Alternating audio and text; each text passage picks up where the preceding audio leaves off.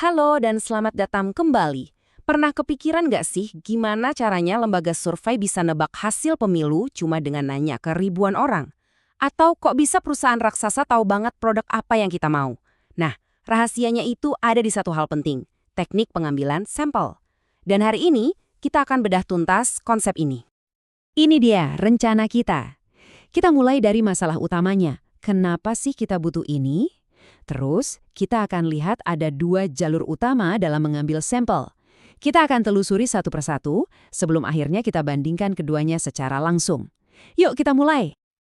Oke, langsung aja kita masuk ke akar masalahnya.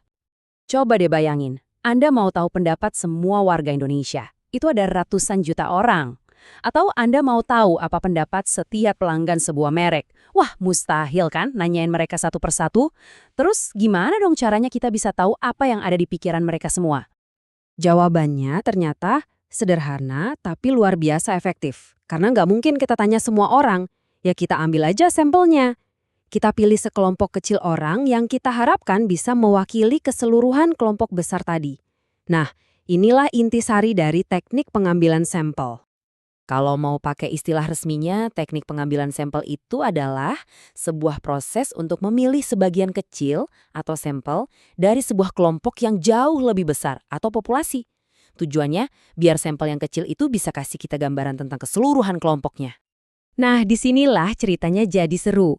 Jadi, ketika seorang peneliti mau mengambil sampel, mereka itu seolah-olah sampai di sebuah persimpangan jalan. Ada dua pilihan jalur yang sangat berbeda. Ini dia nih bedanya, benar-benar fundamental. Di satu sisi, ada yang namanya probability sampling. Di sini, setiap orang di populasi itu punya kesempatan yang sama persis buat kepilih. Adil banget, kayak undian gitulah. Nah, di sisi lain, ada non-probability sampling. Di sini, peluangnya nggak sama.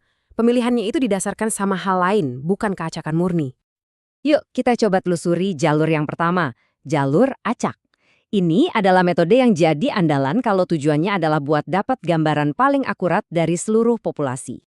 Di dalam jalur acak ini ternyata ada beberapa rasa atau jenisnya lagi seperti yang bisa Anda lihat di sini. Namanya mungkin kedengeran teknis ya, tapi jangan pusing dulu. Prinsip utamanya sama persis kok. Semua orang punya kesempatan yang adil untuk terpilih. Cara paling gampang buat ngebayanginnya itu adalah simple random sampling.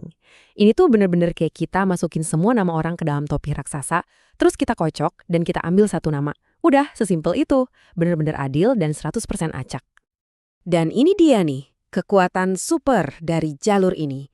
Karena prosesnya acak, hasilnya itu bisa digeneralisasi. Artinya, apa yang kita temukan dari sampel kecil kita, kemungkinan besar ya berlaku juga untuk seluruh populasinya. Nah, inilah cara kerja survei politik yang sering kita lihat itu. Oke, sekarang kita pindah ke jalur satunya. Bukan berarti jalur ini salah ya, tapi ini tuh alat yang beda buat tujuan yang beda juga. Ini adalah jalur yang berdasarkan pilihan, bukan kebetulan. Di sini kita nemuin metode-metode kayak convenience sampling. Misalnya ya wawancara aja siapa yang kebetulan lewat di mall. Atau ada juga snowball sampling. Dari namanya aja kita udah bisa nebak kan gimana cara penelitinya milih sampel. Coba deh kita ambil satu contoh yang unik banget, snowball sampling. Jadi peneliti nemuin beberapa orang yang pas sama kriterianya, terus dia minta orang-orang ini buat merekomendasikan teman-teman yang lain. Sampelnya jadi makin banyak, persis kayak bola salju yang menggelinding dari atas bukit, makin lama makin gede kan? Keren banget buat nyari orang-orang yang susah dijangkau. Terus ngapain dong milih jalur ini kalau hasilnya nggak bisa digeneralisasi ke semua orang? Jawabannya adalah kepraktisan. Metode ini seringnya jauh lebih cepat, lebih murah, dan kadang jadi satu-satunya cara buat meneliti kelompok yang spesifik banget. Misalnya, kolektor perangko langka atau anggota komunitas yang sangat tertutup. Oke, kita udah jalan di kedua jalur. Sekarang waktunya buat nandingin keduanya, head to head. Ini dia nih perbandingan utamanya. Nah, semua perbedaan tadi udah kita rangkum dalam tabel perbandingan yang praktis ini. Oke, mari kita bedah tabel ini bareng-bareng. Lihat baris pertama, metode pemilihan. Yang satu murni acak, yang satunya lagi subjektif, tergantung peneliti. Terus tujuan utama, probability itu buat generalisasi ke populasi besar. Sementara non-probability lebih buat gali informasi mendalam. Tentu ada pertimbangan biaya dan waktu juga, di mana non-probability biasanya menang karena lebih cepat dan murah. Tapi, dan ini penting banget, coba deh lihat baris paling bawah, risiko bias. Risikonya rendah di metode acak, tapi jauh lebih tinggi di metode pilihan. Jelas ya, ada plus minusnya masing-masing. Jadi, intinya apa Dung dari semua ini? Ini dia.